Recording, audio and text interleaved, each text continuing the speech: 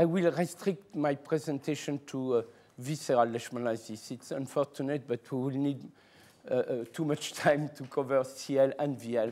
CL is specifically heterogeneous and difficult to, we cannot say the drug for CL due to Mexicana is that, for Braziliensis, for Tropica, for, that will be a second topic.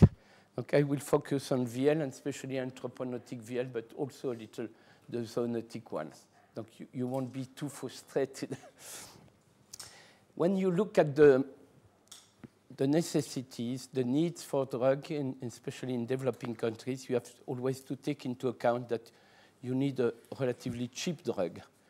I will tell you that in relation with the development of paramomycin, because we consider that at that stage in 2014, 1.1 billion people live on $1 per day. And that you have to take in. Most of our patients live in this endemic area where they have very low income. Now, you can develop a magic bullet, but if it's too expensive, nobody will be able to accept if there are donations. And that's the case now. There is a movement in favor of these neglected tropical diseases and neglected population more than the disease. That's the people who need such collaboration. But never forget that. And 1.1 billion people is huge.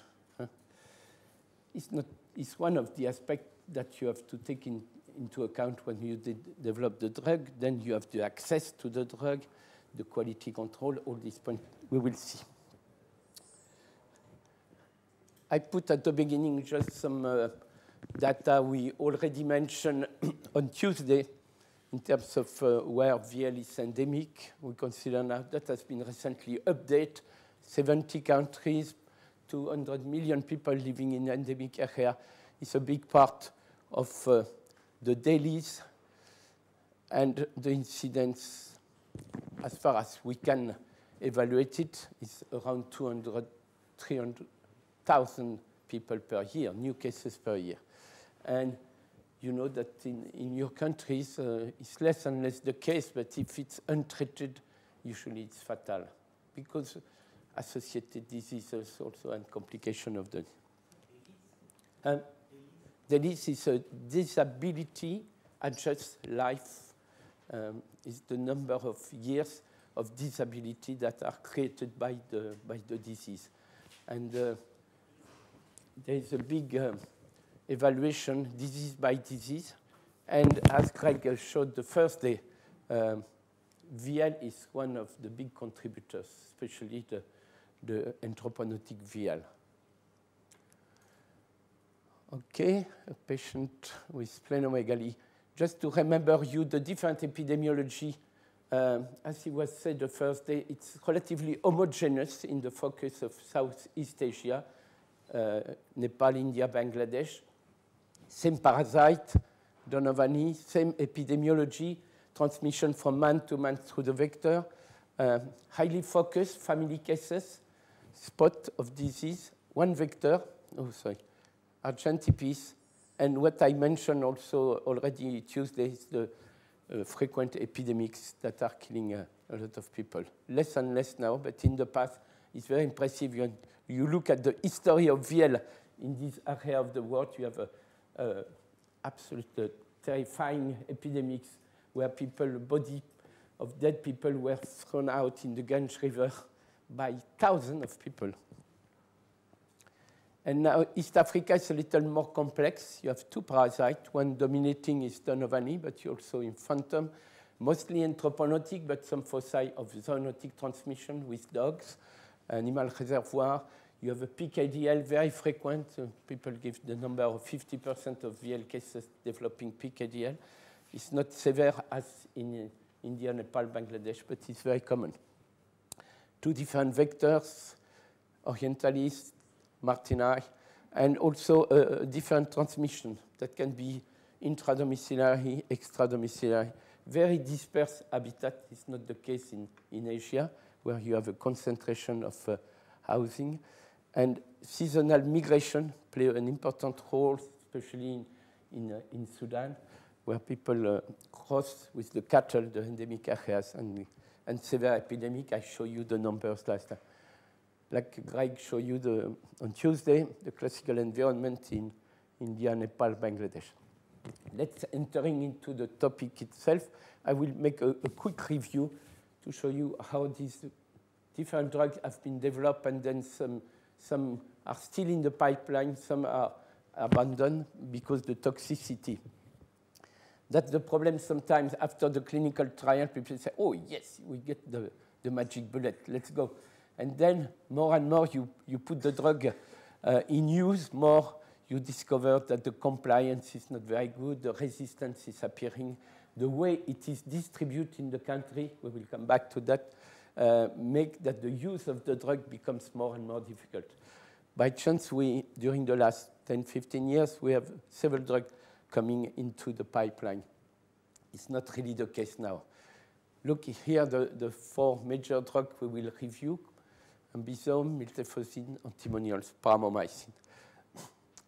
The antimonials, the oldest drug in the market, the pentavalent antimonials, a generic appeared some years ago. It was evaluated by Médecins Sans Frontières.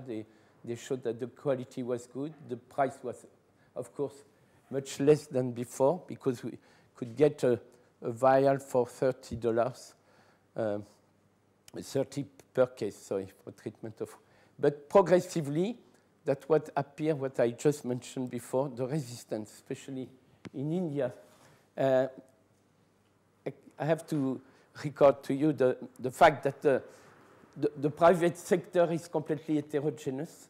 You have the official private doctor from out after the university, the study of medicine, but you have also a lot of people that declare not to be doctor, but they practice. They open a place where patients come, they are cheaper, and they distribute the drug.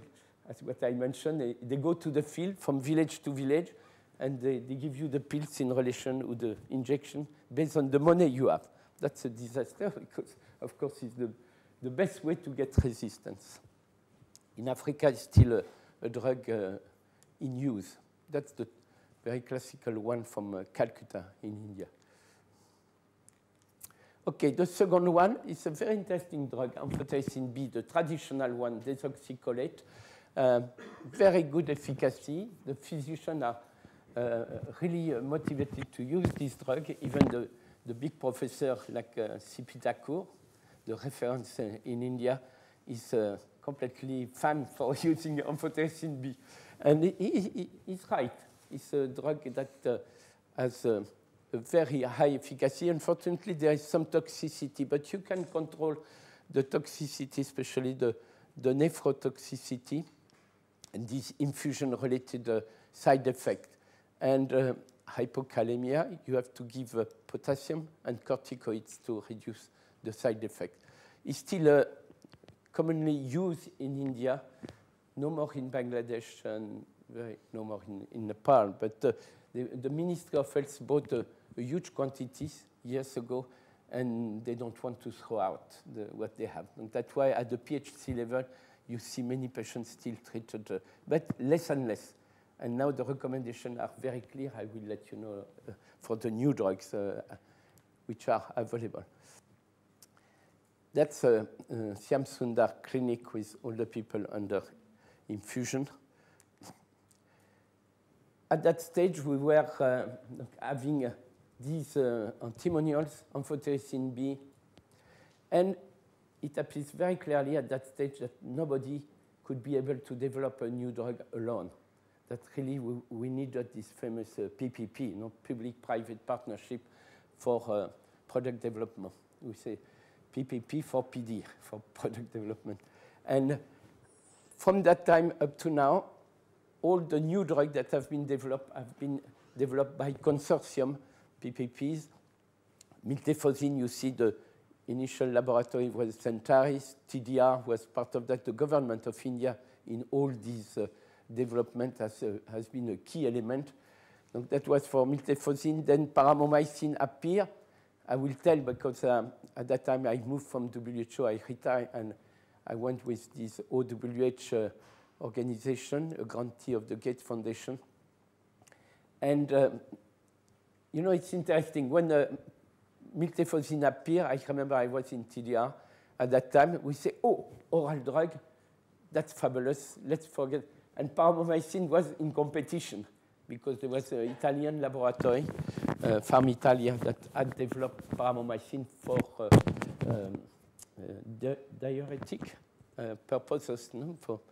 And it was becoming an old project. They stopped the production, and nobody was able to keep the production, and nobody was interested. That's why we say, for miltefosine, oral drug, we have a laboratory, we have Centaris putting money, TDR was able to put some, and that the priority was given to miltefosine. Then we had the paromomycin in Africa with the NGI, OWH. Gilead, Nexstar, came for Ambisome with TDR, NTDs, neglected tropical disease, is the control department for tropical disease at WHO. And then all these combo therapies also were developed thanks to the NDI, TDR, and OWH. You see, that's very important. WHO is not able to develop any drug alone. You can have seed money, but you need a strong lab behind to put the money. It's expensive, it takes time. You will see the difficulty. For example, miltefosine, as I said, was definitely adopted by TDR as the first drug to be developed. But then it took time to get it regulatory, to have the approval of the government level. In 2002, then huge time, 4 years between the adoption in public sector. That you have always to keep in mind. It takes a lot of time, even if you have the official approval of the government, to get it into the guidelines, to be adopted officially by the government as guidelines priority for first-line drug. And then it takes a lot of time to have all the physicians accepting the decision of the government and at the state level and district level and PHC. That it's impressive because people have some experience with one drug and they don't want to change. It's very difficult to convince them, change your mind, that drug is finished. And something that has been very negative, and it's not myself that said that, it's one of your colleagues, Professor Sundar, that said that this drug in between 2002 and 2006, 4 years, has been released in the private market because the company was not a big company, Centaris, and they wanted to have a return on their investment. After developing the drug, you have an amount of money that you paid for that, and you want to start having some return. And that has been really partly killing the drug. Not, of course, not totally by chance, but you know, you lose the control. What I put in the next slide, putting in the hands of the private sector, as I said before, not the official sector, because the physicians know perfectly what they have to do and they take care of the compliance. But these quacks having the drug up, they make money, and that's the starting point for resistance. Then it was adopted for the elimination program. The World Bank purchased at that time a big quantity for this program, and it was a donation, and it was scaled up. I will go quickly. It's a dose related with the weight for children, for adults. It's very well specified. It was anti-neoplastic agent for skin complication of breast cancer. That was the initial development of this miltefosine. Quickly, it appears that there were some side effects on the gastrointestinal system, vomiting, diarrhea, and the problem of compliance appear also. Of course, you have a lot of advantages having an oral drug, but you have also a lot of restrictions because people take some pills, they feel better, and they forget the full treatment, and they become resistant. The long half-life of the drug facilitated the resistance, and what I just mentioned now, this release in the private sector, Professor Sundar was very strong. He said that has been criminal. It's not myself saying that. No. You have to keep that in mind. It's so long. It takes so much time to develop a drug. Then you have to make any effort to preserve your drug. Otherwise, you spoil the drug, and then you have nothing. And well, by chance, in leishmaniasis, we got this ambisome coming. Two other big limitation of miltefosine was the contraception needed for childbearing age women, because it's teratogenic, and also contraindicated in pregnant women. And we saw physicians, when I was visiting some remote place, no, doctor, we know what we have to do, you know, no, it's not a problem for the woman, I have experience. I say, okay, perhaps you are lucky, but, and he said, big splenomegaly, amphotericin B. Small splenomegaly, antimonials. And the rest, miltefosine. Donc he said, okay, goodbye, we will see us later on. That's very... Alors, this paramomycin precisely was a drug that, as I told you, was initially developed by Pharmaitalia, abandoned as an antidiuretic drug. And some physician in India, Sundar was among them, test the drug in phase 1, phase 2, and appear very good efficacy. But we have no laboratory to help us, and it was... and we were criticized in all the meetings, I remember, even with Tony Bryson standing up. They say, what WHO is doing? You have a drug, you don't develop it, it's criminal. And by chance, there is a woman that called Victoria Hale that was working for FDA in the US. And she came to WHO. I'm not alone. Huh? Also, Siam Sundar was a key person to recommend to develop paramomycin. But I perfectly remember she came to my office in Geneva with the husband, and she said, Dr. Deschamps, which drug you would suggest to develop?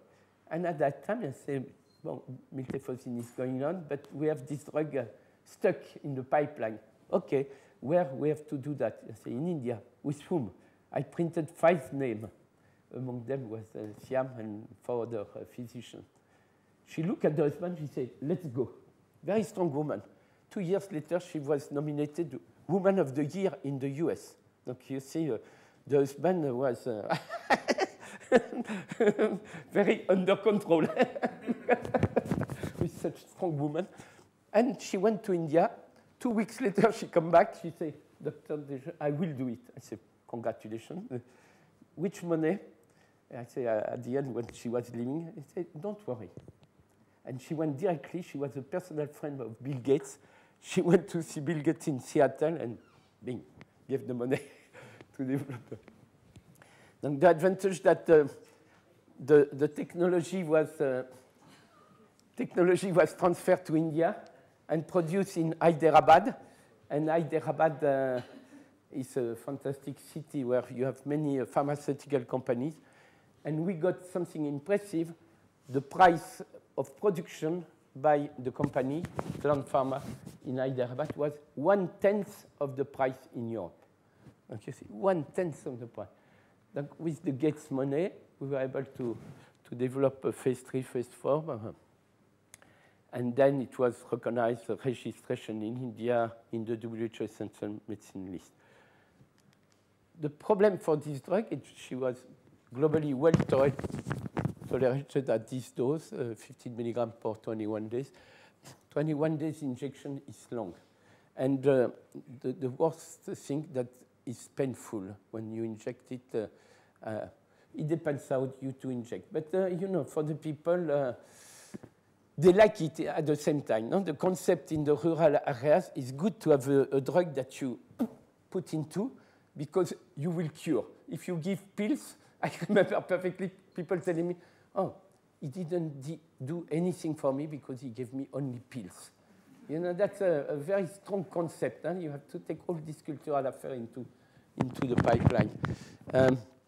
There is some ototoxicity, but sincerely, it was always transient and reversible. We never saw a deafness or severe complication. Nephrotoxicity also was acceptable, and some liver.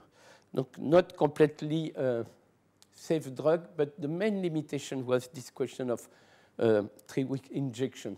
That's why at that time some physicians like Siam and collaborators evaluate the possibility to have a short treatment, 2 weeks. And at the initial cure rate was still 91.2, acceptable.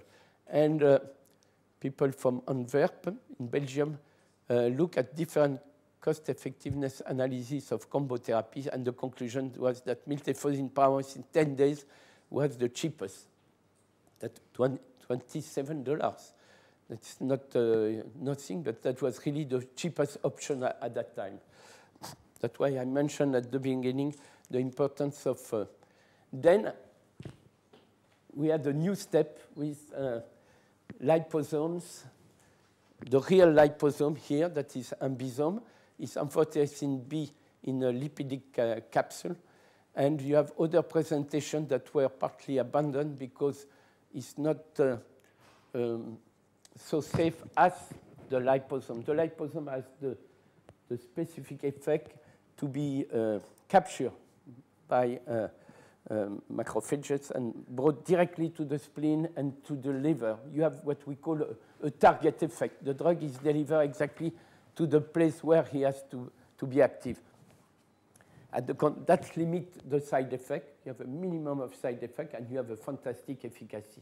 That's the great advantage of the liposome compared to these different structures that were also amphotericin B, but not so efficient and more toxic. Donc, liposomal amphotericin B, ambisome, highly efficient drug. That's also the merit of Professor Siam Sunda, who was the first in testing this drug and showed the efficacy more than 95%, minimal side effect. You could have a short scheme of treatment. At the beginning, it was still 5 days, 3 milligram kilo, not so. But the next step, that the crucial one that Greg mentioned the first day, was this possibility of having one single shot ambisome. And you see at 5 milligram kilo, 91% cure rate, 10 milligram, 96.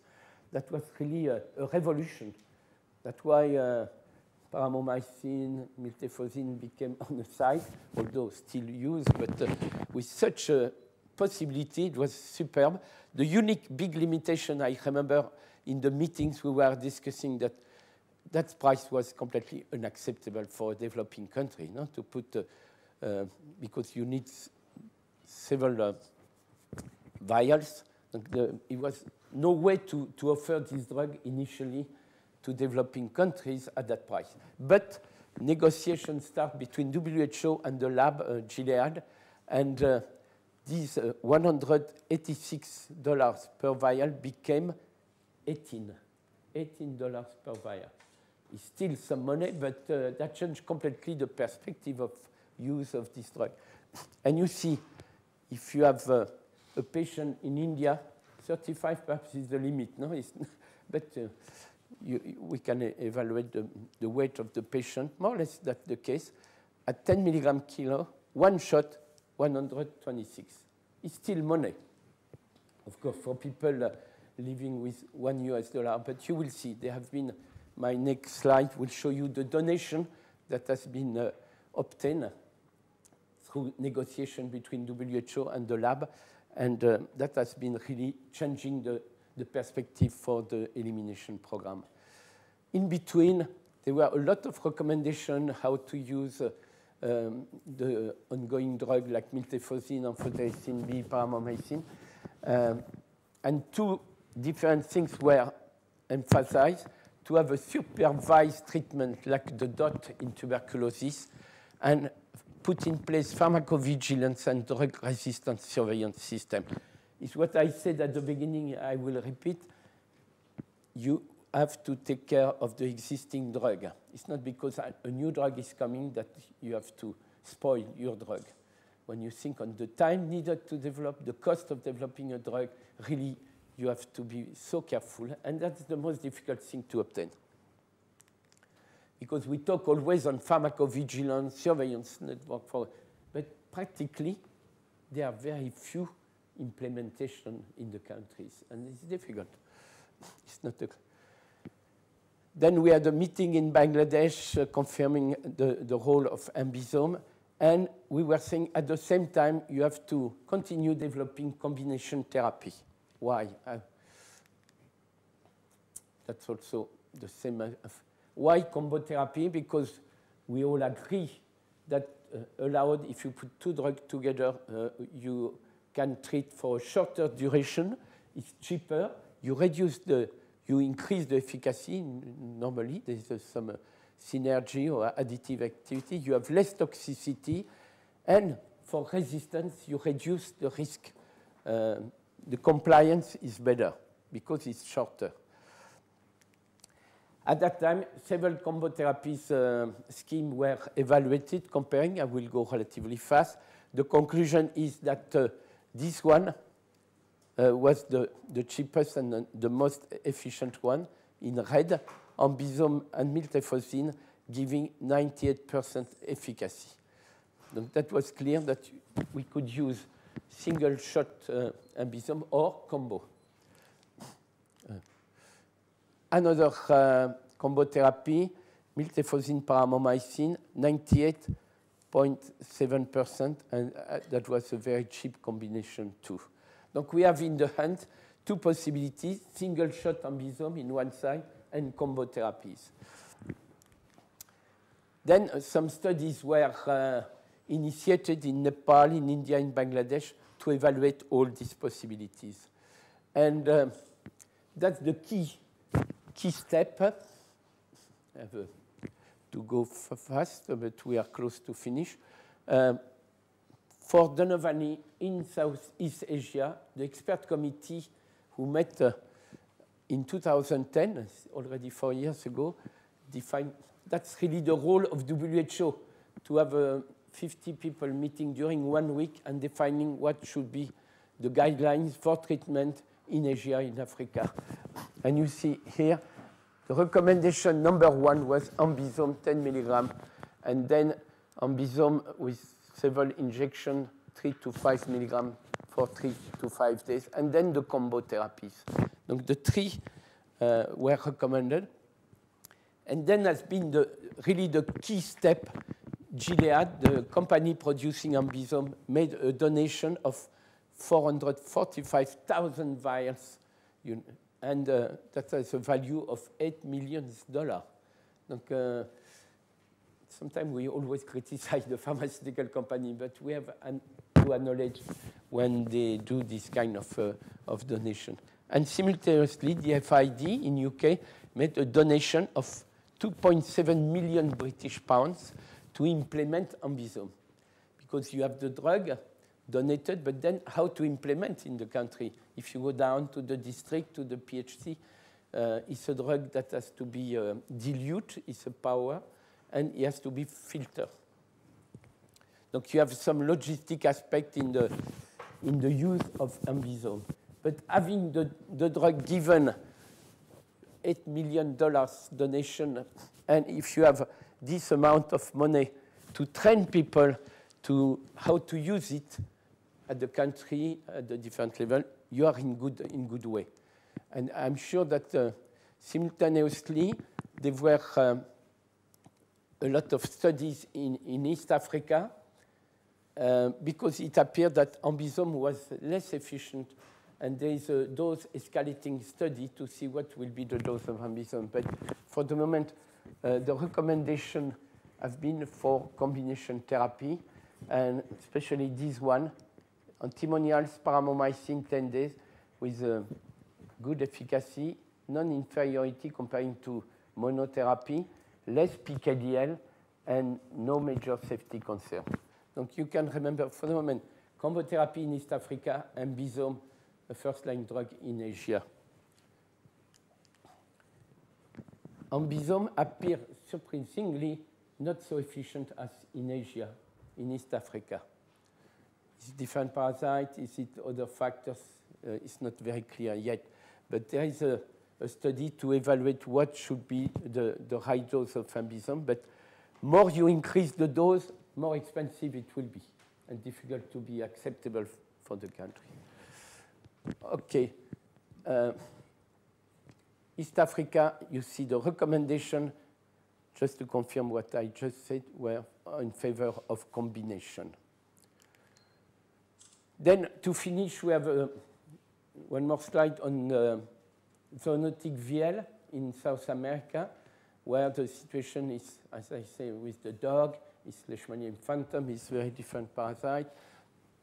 For the moment, there are two combinations that are recommended, but is still under study, is to associate ambisome with paramomycin or ambisome and pentavalent antimonials, glycanthine. That's the two major recommendations. You have also an option on liposome. Okay, donc I will finishing that what I said at the beginning to reinforce that. You can have a magic bullet, but it has to be relatively cheap to be affordable. It has to be accessible. It should be delivered up to the lowest level, a PhD level, that need to train people to be sure that the drug will be used in good condition. As Greg mentioned, the filtration, you have to dilute the drug. It's not too complicated, but you have to train people.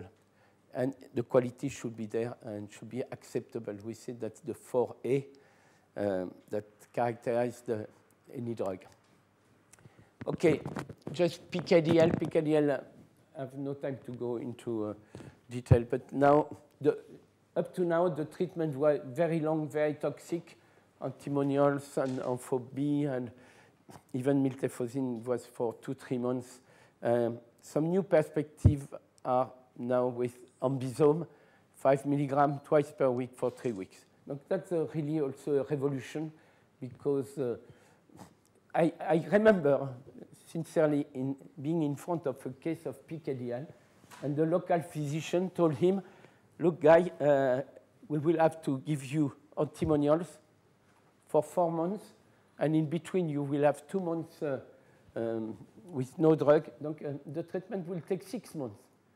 And I have to be frank with you, it's a relatively toxic drug, etc. The guy say, okay, sir, goodbye. I prefer to die. But that gives you the perception, no? For a disease that is a skin disease, it's not a killing disease. It's already difficult to have the guy coming to the treatment center because you say, well, I will wait. And if you offer him a very toxic treatment and long treatment, say, see you next time. Okay, that we already mentioned the need for pharmacovigilance, the resistance, and the long time follow-up, long term. Okay, I think we can stop here. I won't cover, of course, discovery. It's not the purpose of this talk. There is some new option coming.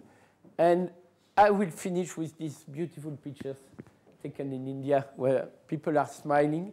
And really, that's I was reading a short note yesterday saying, even if you do basic research, what will be the case for most of you, never forget that leishmaniasis is that, no? Leishmaniasis is the disease, is the patient in this country suffering, and indirectly probably, but you will contribute to alleviate the suffering of these people, and that's fabulous and will stimulate you. Thank you.